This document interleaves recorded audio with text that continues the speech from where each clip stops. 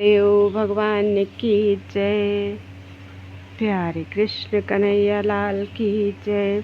श्री गर्ग संहिता विश्वजित खंड चल रहा है और आज है 24वां अध्याय, यादव सेना और यक्ष सेना का घोर युद्ध।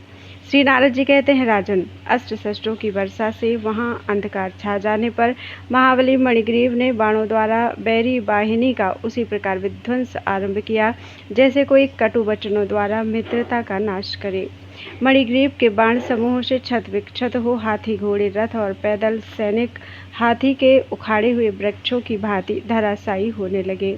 उस समय श्री कृष्ण और सत्यभामा के बलवान पुत्र चंद्रभानु ने 5 बाण मारकर मणिग्रीव के कोदंड को खंडित कर दिया तथा 10 बाणों से उसके रथ का छेदन करके बलवान चंद्रभानु घन के समान गर्जना करने लगे। यह देख मणिग्रीव ने भी चंद्रभानु पर अपनी शक्ति चलाई। मैथिल वह शक्ति संपूर्ण दिशाओं को प्रकाशित करती हुई बड़ी भारी उल्का के समान गिरी, परंतु चंद्रभानु ने खेल सा करते हुए उसे बाएं हाथ से पकड़ लिया। उन्होंने उसी शक्ति के द्वारा समरांगण में महाबली मणिग्रीव को घायल कर दिया। तत्पश्चात महाबली चंद्रभानु उस रणभूमि में पुनः गर्जना करने लगे। उस प्रहार से मणिग्रीव मूर्छित होकर पृथ्वी पर गिर पड़े। तब नलकूबर की प्रेरणा से असुरों ने बाणों का सा जाल बिछाकर चंद्रभानु को उसी प्रकार आच्छादित कर दिया जैसे बादल वर्षा काल के सूर्य को ढक देते हैं। तब श्री कृष्ण पुत्र दीप्तिमान खड्ग हाथ में लेकर बड़े बेग से यक्षों की सेना में इस प्रकार घुस गए मानो सूर्य ने कुहासे के भीतर प्रवेश किया हो। उनके खड्ग प्रहार से कितने ही यक्षों के 2-2 टुकड़े हो गए, कितने ही मस्तक, पैर, कंधे, बाहें, हाथ, कान और ओठ छिन्न भिन्न हो जाने के कारण युद्ध में पृथ्वी पर गिर पड़े। किरीट, कुंडल और शीर्ष त्राणों सहित उनके कटे हुए बेभत्स मस्तक रक्त की धारा बहा रहे थे और उनसे ढकी हुई रणभूमि महामारी सी जान पड़ती थी। मरने से बचे हुए घायल यक्ष भय से बेहुल होकर भाग गए मिथिलेश्वर। उस समय यक्ष सैनिकों में हाहाकार मच गया।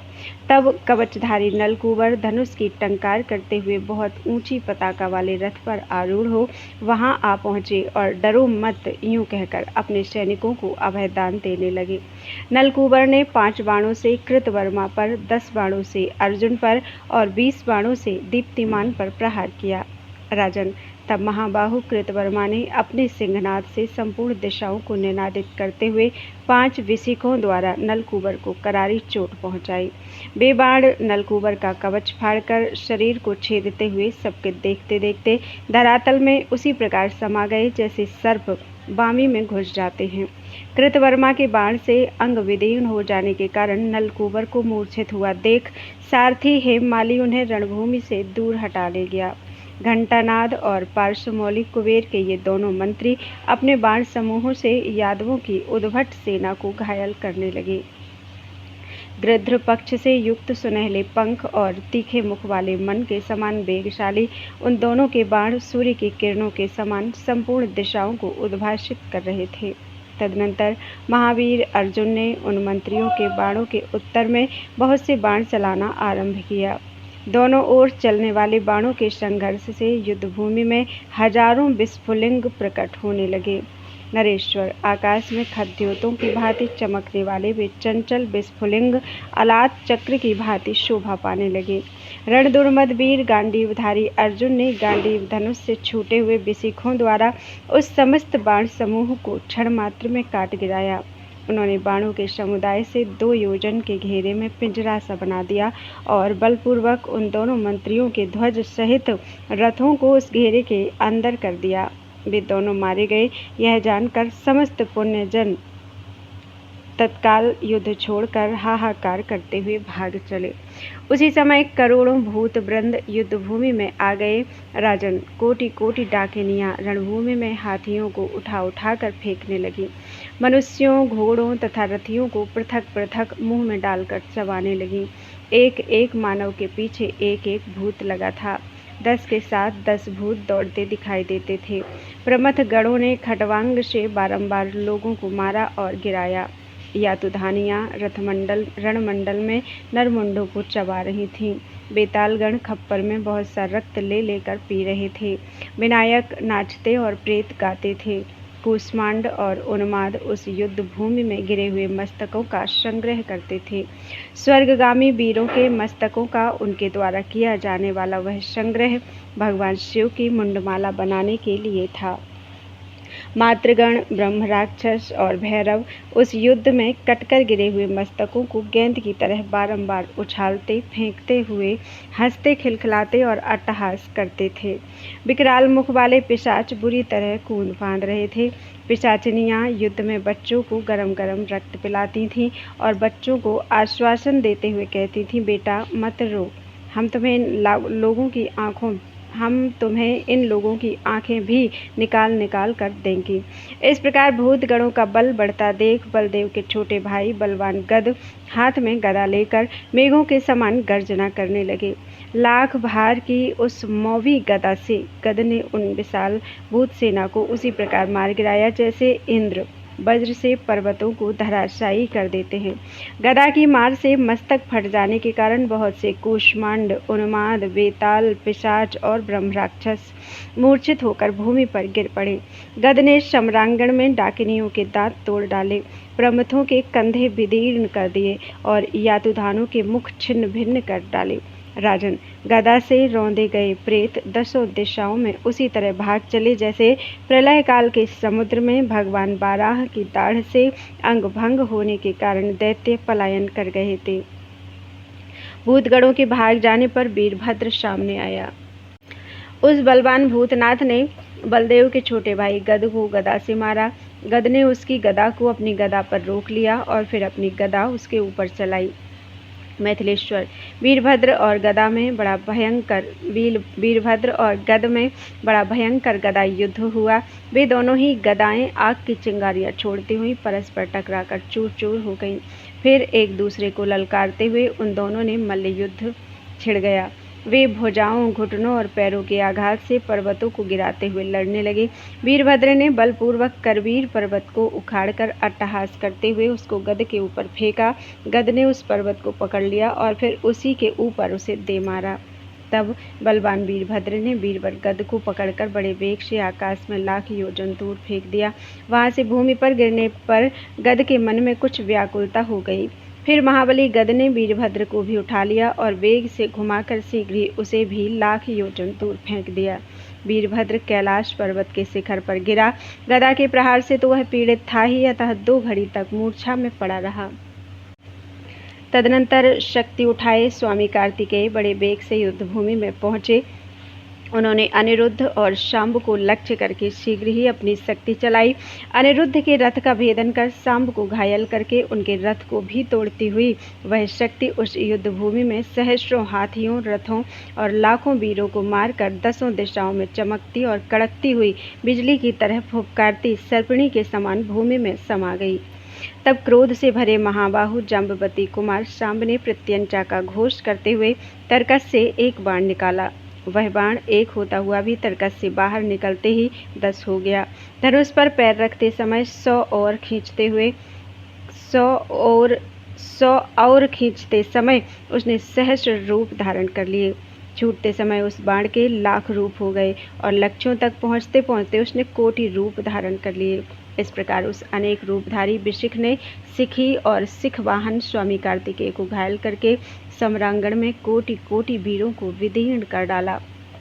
कार्तिकेय के क्षत विक्षत होने और कुछ व्याकुल चित्त हो जाने पर चूहे पर चढ़े हुए गणेश्वर गजानन वहां आ पहुंचे। उनके कुंभ स्थल पर गोमूत्र, सिंदूर और कस्तूरी के द्वारा विचित्र पत्र रचना की गई थी।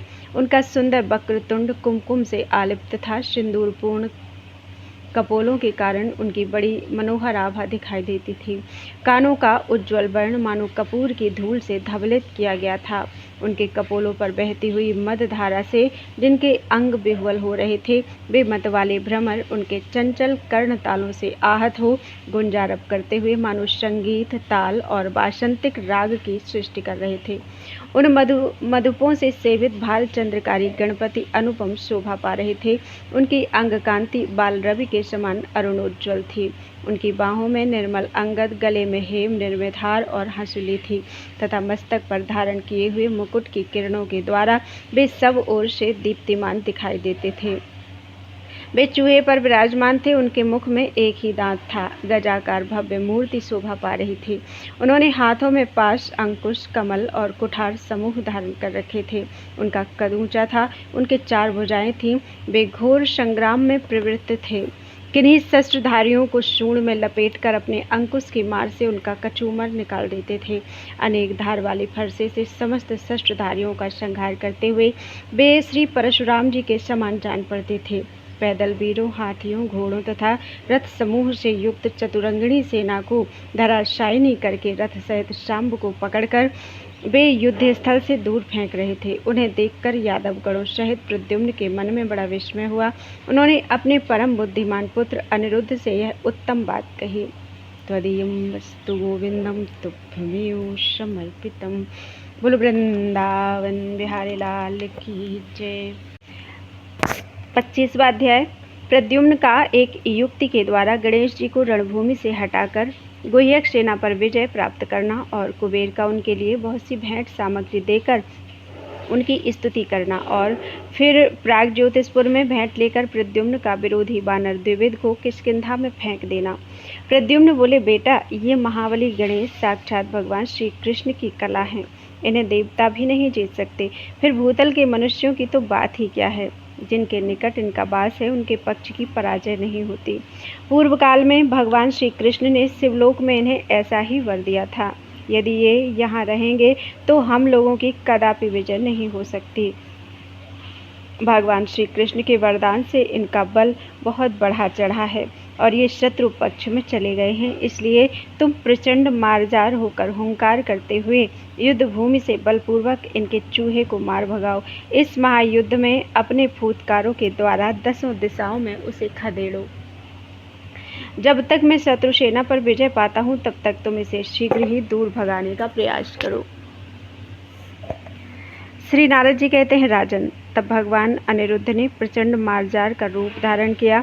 वे गणेश जी से अलक्षित ही रहे।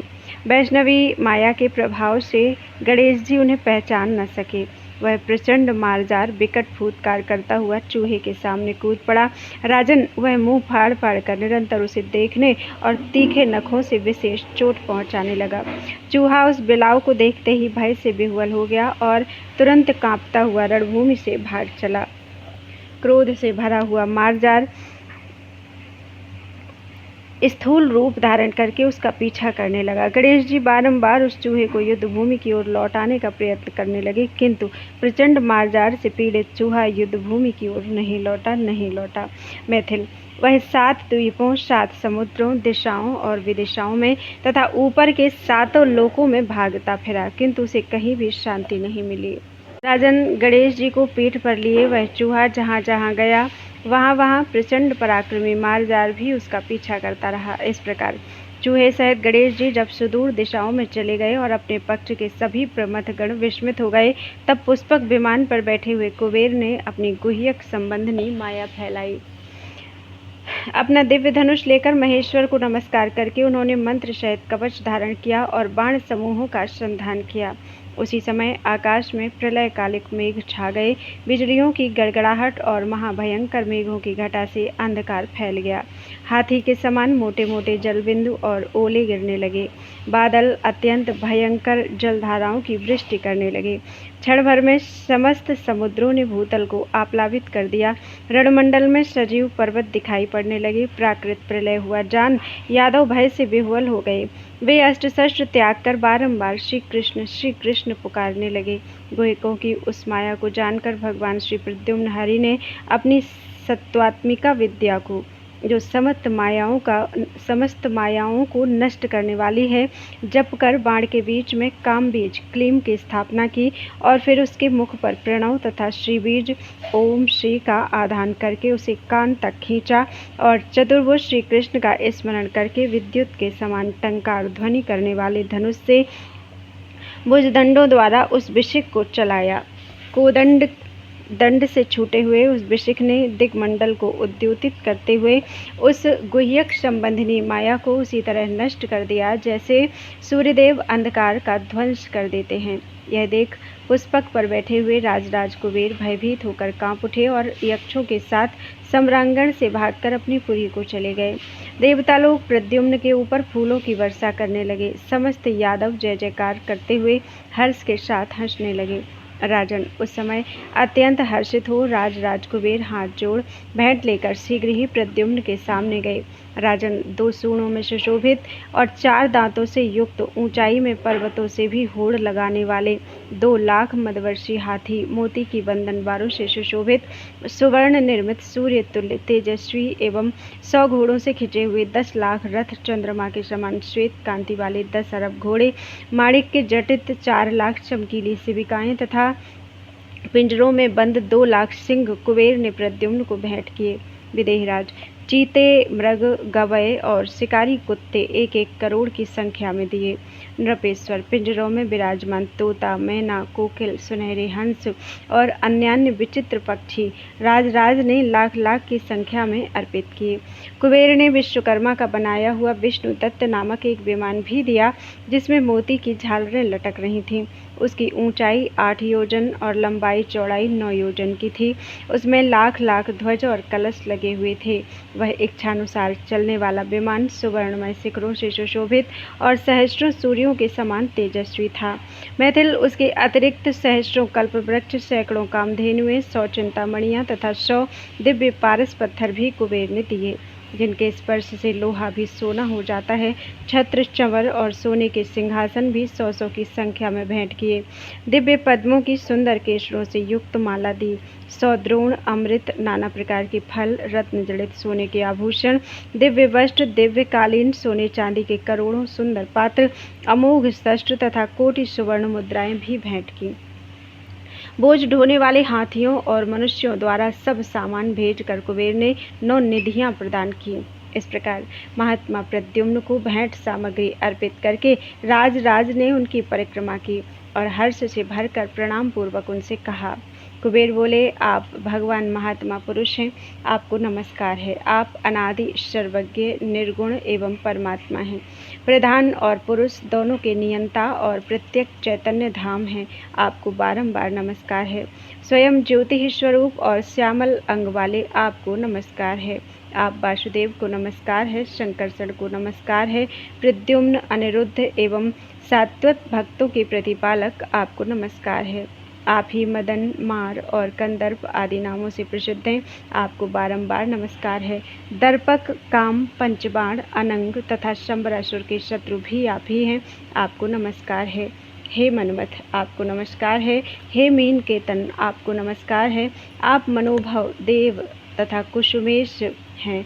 आपको नमस्कार है। अनन्यज आपको नमस्कार है। रतिपते आपको बारंबार नमस्कार है। आप पुष्पधनवा और मकरध्वज को नमस्कार है। प्रभु ईश्वर आपको नित्य नमस्कार है। जगत विजयी आप कामदेव को सादर प्रणाम है।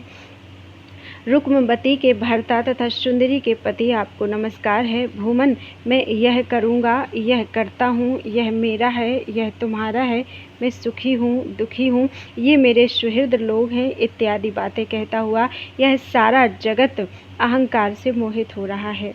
प्रधान काल अंतःकरण और शरीर जनित गुणों द्वारा शास्त्र विरुद्ध कर्म करने वाला जन समुदाय बंधन में पड़ता है। वह कांच में बालक को, बालुका राशि में जल को और रस्सी में सर्प को अपनी आँखों से देखता है। भ्रम को ही सत्य मानता है। यही दशा मेरी है। आज मैंने मूढ़तावश आपकी अवहेलना की है। प्रभु आपकी माया से मेरा चित्त मोहित था, इसीलिए मुझसे ऐसा अपराध बन गया। परंतु जैसे पिता बालक के अपराध को अपने मन में स्थान नहीं देता, उसी प्रकार आप भी मेरे अपराध को भुला देंगे। आपकी कृपा से फिर मेरी ऐसी बुद्धि कभी ना हो। आपके चरणारविंदों में सदा मेरी पराभक्ति बनी रहे, जिसे सर्वोत्कृष्ट माना गया है। आप मुझे वैराग्य युक्त ज्ञान, जो परम कल्याण का आधार है, प्रदान करें और अपने भक्तजनों के प्रशस्त सत्संग का अवसर देते रहें। श्री नारद जी कहते हैं, राजन, जो प्रातःकाल उठकर प्रद्युम्न के कल्याण में स्तोत्र का पाठ करेगा, उसके संकट काल में साक्षात श्रीहरि सदा सहायक होंगे। कुबेर उवाच नमस्तुभ्यं भगवते पुरुषाय महात्मने अनादये सर्वविदे निर्गुणाय महात्मने प्रधानपुरुषेशाय प्रत्यगधाम्ने नमो नमः स्वयं ज्योतिः स्वरूपाय श्यामलांगाय ते नमः नमस्ते वासुदेवाय नमः संकर्षणाय च प्रद्युम्नाय निरुद्धाय सात्वतां पतये नमः मदनाय च माराय कंदर्पाय नमो नमः दर्पकाय च कामाय पंचबाणाय ते नमः अनंगाय नमस्तुभ्यं नमस्ते संभरारये हे मन्मथ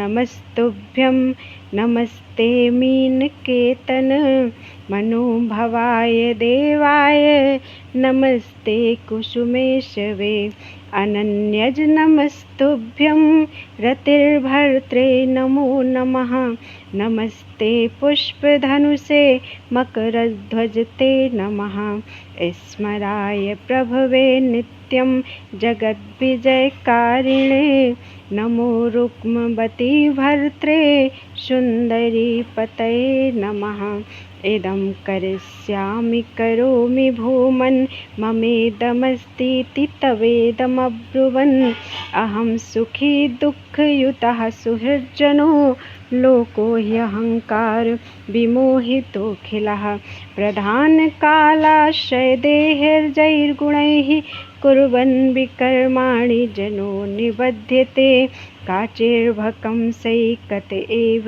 जीवनं गुणे च सर्पं प्रतनोति सूक्ष्मभिः कृतं मया हेलनमध्यमोढ्य तस्त्वन्मायया मोहितचेतसा प्रभो न मन्यसे बालकृतं पितेव हेमा भूत पुनर्मे मतिरीदृशी मनाक् सदा भवेत् चरणारविन्दयोर्भक्तिः परायां च विदुर्गरीयसीम ज्ञानं च वैराग्ययुतं शिवास्पदं देहि प्रशस्तं निजसाधुसङ्गमम् नारदुवाच प्रद्युम्नस्य शुभं स्तोत्रं प्रातरुत्थाय यः पठेत् संकटे तस्य सततं सहायः स्याद् हरिः स्वयं। राजन, इस प्रकार स्तुति करने वाले यक्षराज कुबेर से भगवान प्रद्युम्न हरि ने कहा, बहुत अच्छा, ऐसा ही होगा। फिर उन्होंने सिर पर धारण करने योग्य पद्म रागमणि दी। डरो मत, यूं कहकर अभयदान देकर यादवेश्वर प्रद्युम्न ने कुबेर को लीला छत्र, चंवर और मणिमय सिंहासन प्रीति पुरस्कार के रूप में प्रदान किए। तदनंतर प्रद्युम्न की परिक्रमा करके धनेश्वर राजराज चले गए। महात्मा प्रद्युम्न के द्वारा राज कुबेर की पराजय हुई सुनकर किन्हीं राजाओं ने भी उनके साथ युद्ध नहीं किया। सबने सादर भेंट अर्पित की। तत्पश्चात महाबाहु प्रद्युम्न बहुत सी दुंदुभियों का घोष फैलाते हुए सारी सेना के साथ प्रयाग ज्योतिषपुर को गए। वहां भौमासुर के पुत्र नील ने उनके तेज से तिरस्कृत होकर तत्काल उन महात्मा प्रद्युम्न के लिए उपहार सामग्री अर्पित कर दी। प्रयाग ज्योतिषपुर के द्वार पर द्विविध नामक महाबली बानर रहता था, जिसे पहले प्रद्युम्न ने बाण मारा था। उसने रोष के आवेश में उठकर अपने दांतों और तीखे नखों से बहुत से वीरों और घोड़ों को विदीर्ण कर दिया और भौहें टेढ़ी करके वह जोर जोर से गर्जना करने लगा। उसने बहुत से रथों को अपनी पूंछ में बांधकर खारे पानी के समुद्र में फेंक दिया और दोनों हाथों से हाथियों को पकड़कर बलपूर्वक आकाश में उछाल दिया। श्री कृष्ण कुमार प्रद्युम्न ने उस बानर को शत्रुता के भाव से युक्त जानकर उसके विरुद्ध सारंग धनुष द्वारा एक बाण चलाया। उस बाण ने उसे सहसा उठाकर बलपूर्वक आकाश में घुमाया और पूर्ववत उस महाकपि को किष्किंधा में ले जाकर पटक दिया। फिर वह प्रकाशमान बाण प्रद्युम्न के तरकस में लौट आया। बोलो वृंदावन बिहारी लाल की जय। 26वां अध्याय किम पुरुष वर्ष के रंगवल्लीपुर में किम पुरुषों द्वारा हरिचरित्र का गान, वहां के राजा द्वारा भेंट पाकर यादव सेना का आगे जाना, मार्ग में अजगर रूपधारी शाप भ्रष्ट गंधर्व का उद्धार, बसंत तिलकापुरी के राजा श्रृंगार तिलक को पराजित करके प्रद्युम्न का हरिवर्ष के लिए प्रस्थान। श्री नारद जी कहते हैं, राजन, तदनंतर प्रद्युम्न दिव्य वृक्षों और दिव्य लताओं से व्याप्त तथा सहस्रदल कमलों से अलंकृत सरोवरों द्वारा सुशोभित दूसरे दूसरे देशों की ओर गए। प्रचंड पराक्रमी प्रद्युम्न 100 अक्षौहिणी सेना के साथ यक्षों द्वारा बताए हुए मार्ग से किम पुरुष वर्ष में गए। वहाँ हेमकूट गिर की तराई में रंगवल्लीपुर है। वहाँ के निवासी किम पुरुष शंवरारी प्रद्युम्न के सुनते हुए कह रहे थे। किम पुरुष कहते थे, अहो, पुरियों में श्रेष्ठ मथुरापुरी अत्यंत धन्य है, जिसमें साक्षात परमेश्वर हरि ने अवतार लिया है। अहो, यदुकुल सदा ही परम धन्य है, जिसमें समस्त ब्रह्मांड के पालक श्री हरि का प्रादुर्भाव हुआ है। सूर्यपुत्र वसुदेव का वह निवास मंदिर भी धन्य है, जिसे गोलोकनाथ ने अपनी उपस्थिति से अत्यंत मनोहर बना दिया है। देवताओं के लिए भी परम दुर्लभ वह माथुर मंडल धन्य है, जहाँ माधव विचरते हैं। वह मनोहर महावन धन्याति धन्य है, जहाँ शिशु रूपधारी श्रीहरि अपने जन्म स्थान को छोड़कर गए, जहाँ शिशु बलराम के साथ श्री कृष्ण विचरे हैं और उनके दुधमोही बालक रूप का माता यशोदा ने सुंदर ढंग से लालन पालन किया है। परात्पर परमात्मा श्री कृष्ण के चरणारविंदों के पावन पराग से विराजित श्री वृंदावन अत्यंत पुण्यतम तीर्थ है, जहाँ गोप बालों और बलराम जी के साथ गौएं चराते हुए साक्षात श्री हरि विचरे हैं। जिस वृंदावन में भगवान श्री कृष्ण ब्रज सुंदरियों के साथ दान लीला, मान लीला तथा रास लीला करते हुए विचरे हैं, उसके भी पवित्र यश का तीनों लोकों के लोग गान करते हैं। अहो, वृषभानु नंदिनी लीलावती श्री राधा, जो अपने गोलोक धाम में शोभा पाती हैं, परम धन्य हैं, जिन्होंने भ्रमरों के गुंजारव से व्याप्त कालिंदी तटवर्ती वन में श्री कृष्ण के साथ विहार किया है। अहो, कलिंद नंदिनी यमुना भी धन्य है, जो भगवान श्री कृष्ण के बाएं कंधे से प्रकट हुई हैं। उनके तट पर भ्रमरों की ध्वनि से व्याप्त जो वंशीवट है, उसके तथा उसके निकटवर्ती यमुना जल के स्पर्श से मनुष्य कृतार्थ हो जाता है, जिसका प्रादुर्भाव भगवान श्री कृष्ण के वक्षस्थल से हुआ है तथा जिसके दर्शन से पुनर्जन्म नहीं होता, वह उत्कृष्ट गिरीन्द्र राजराज गोवर्धन ब्रजमंडल में विराजमान है। अहो, वैकुंठ लीला की अधिकारिणी कुशस्थली नाम वाली मनोहरपुरी धन्याति धन्य है, जो आकाश में विद्युन्मंडल से मेघमाला की भांति भूतल पर यादव मंडली से विराजमान है। उस कुशस्थली में ही साक्षात परम पुरुष परमेश्वर चतुर्व्यूह रूप धारण करके अत्यंत शोभा पा रहे हैं, जिन्होंने राजा उग्रसेन को राजाधिराज की पदवी दे दी। उन श्री कृष्ण हरि को बारंबार नमस्कार है। उन बुद्धिमान राजा उग्रसेन से प्रेरित हो महान वीर मकरध्वज प्रद्युम्न संपूर्ण जगत पर विजय पाने के लिए निकले हैं, जिनका दुर्लभ दर्शन पाकर आज हम लोग सब ओर से कृतार्थ हो जाएंगे। श्री नारद जी कहते हैं, राजन, इस प्रकार उज्ज्वल यशोवर्धक चरित्रों द्वारा श्रीहरि ने निर्मल त्रिलोक को उसी प्रकार और भी निर्मल बना दिया, जैसे पूर्ण चंद्रमा की किरणों से मिलकर ऊंची उठती हुई चमकीली तरंगों द्वारा स्वर्गीय गजराज ऐरावत क्षीर सिंधु के दुग्ध को और भी उज्ज्वल बना देता है। नरेश्वर, इस प्रकार शंबरारी प्रद्युम्न ने अपने निर्मल यश का गान सुनकर अत्यंत हर्ष से रोमांचित शरीर होकर उन किम पुरुषों को केयूर, हार, नवरत्न, मनोहर किरीट, मणिमय कुंडल और कंगन आदि बहुत धन दिया। रंगवल्लीपुर के स्वामी चंद्रवंशी राजा सुबाहु ने नमस्कार करके महात्मा प्रद्युम्न को बलि अर्पित की। उन पर प्रसन्न होकर महामना मीन केतन भगवान प्रद्युम्न ने उन्हें दिव्य चूड़ामणि देकर इस प्रकार पूछा। प्रद्युम्न बोले, राजन सुबाहु, इस नगर का रंगवल्लीपुर नाम किसने रखा है? यह नाम तो मैं पहल आपके ही मुँह से सुन रहा हूँ, अतः इस विषय में आप सब कुछ मुझे बताइए। सुबाहु ने कहा, राजन, पूर्व काल में देवताओं और असुरों ने मिलकर क्षीर सागर का मंथन किया। उससे 14 रत्न निकले। फिर उस सागर से अमृतपूर्ण मनोहर कलश निकला। उस कलश को साक्षात कमल नयन श्रीहरि ने दोनों नेत्रों से देखा। उनके नेत्रों से हर्ष के आंसू की एक बूंद उस कलश में गिर पड़ी। उससे एक वृक्ष उत्पन्न हुआ, जिसे तुलसी कहते हैं। भगवान विष्णु ने उस वृक्ष का नाम रखा रंगवल्ली। उन्होंने किम पुरुष वर्ष के हेमकूट पर्वत की उपत्यका में भूमि पर उस रंगवल्ली की स्थापना की। अतः वह रंगवल्ली नामक वृक्ष सदा यहीं विराजता है। उसी वृक्ष के नाम पर यह नगर रंगवल्लीपुर नाम से प्रसिद्ध हुआ। यहाँ प्रतिदिन राम पूजक महात्मा हनुमान जी संगीत कुशल आर्टिस्ट श्रेणी के साथ दर्शन के लिए आया करते हैं। श्री नारद जी कहते हैं, राजन, यह सुनकर प्रद्युम्न जी ने मनोहारिणी रंगवल्ली जी का दर्शन किया और उसकी परिक्रमा करके वे अन्य देशों को गए। हेमकूट की तलहटी में एक बड़ा भयंकर वन प्राप्त हुआ, जो झिल्लियों की झनकार से युक्त और सिंह तथा चीतों की दहाड़ने की आवाज़ से व्याप्त था। जंगली गजराजों से भरे हुए उस वन में गीदड़ों और उल्लुओं की आवाज़ सुनाई देती थी। बांस, पीपल, मदार, बरगद, भोजपत्र, काली हर्रे की बेलें और बेर के वृक्षों से वह वन अत्यंत घना जान पड़ता था। उस वन से एक अजगर सांप निकला, जो 10 योजन लंबा था। वह बारंबार फुफकारता हुआ झुंड के झुंड हाथियों को निगलने लगा। मिथिलेश्वर, उस समय सेना में हाहाकार मच गया। उसके प्रचंड विष से मिली हुई वायु से विभिन्न दिशाओं की सारी वस्तुएं भस्म हो जाती थीं। तब भानु, शुभानु, स्वरभानु, प्रभानु, भानुमान, चंद्रभानु, बृहदभानु, अतिभानु, श्रीभानु और प्रतिभानु सत्यभामा के इन 10 पुत्रों ने तीखे बाणों से उस भयंकर एवं मदमत्त सर्प को बींधना आरंभ किया। बाणों से सारे अंग छिन्न भिन्न हो जाने के कारण वह पृथ्वी पर गिर पड़ा और सर्प का रूप छोड़कर एक तेजस्वी एवं दीप्तिमान गंधर्व हो गया। उसने समस्त श्री कृष्ण पुत्रों को नमस्कार किया। देवता फूल बरसाने लगे और वह समस्त दिक्मंडल को उद्भासित करता हुआ विमान के द्वारा स्वर्गलोक को चला गया। बहुलासु ने पूछा, मुनि, यह गंधर्व कौन था और पहले के किस पाप से सर्प हुआ था, यह बताइए, क्योंकि आप भूत, वर्तमान और भविष्य की बातें जानने वालों में सबसे श्रेष्ठ हैं। श्री नारद जी कहते हैं, राजन, आष्टसेन गंधर्व का जो सुंदर भ्राता सुमति था, वह हनुमान जी से रामायण पढ़ने के लिए आया।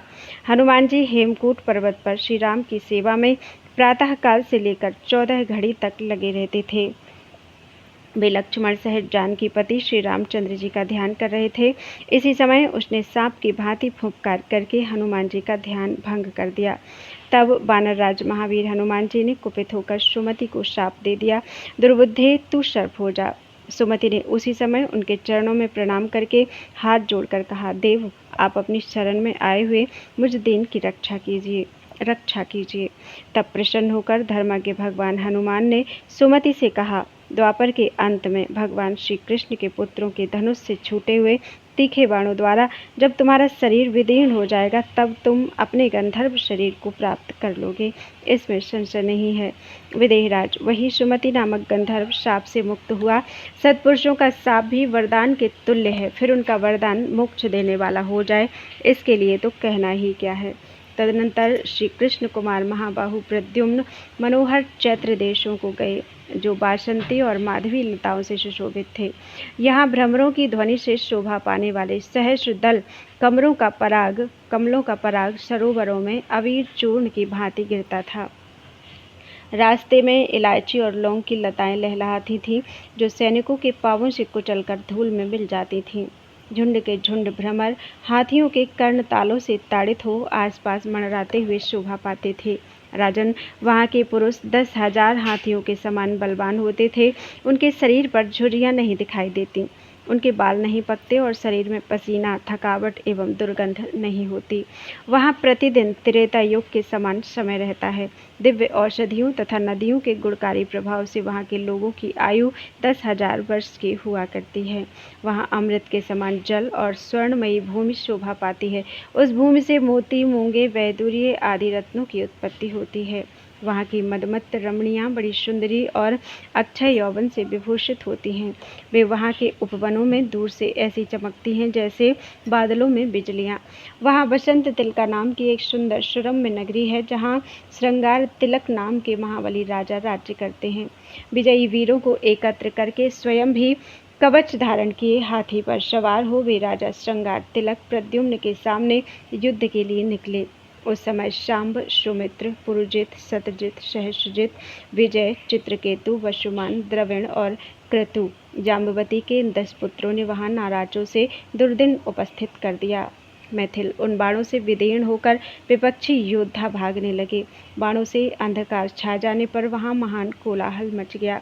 तब महाबली श्रृंगार तिलक ने हाथी पर बैठे बैठे ही त्रिशूल से रोषपूर्वक शांब की छाती पर चोट पहुंचाई तथा अन्य योद्धाओं को अपने धनुष से छूटे हुए बाणों द्वारा धराशायी कर दिया। वे युद्धभूमि में अकेले इस प्रकार विचरने लगे जैसे वन में दावानल फैल रहा हो। उस समय गद ने आकर उनके मदमत्त हाथी को उसकी सूंड पकड़कर पृथ्वी पर पटक दिया। राजा श्रृंगार तिलक भी तत्काल दूर जा गिरे।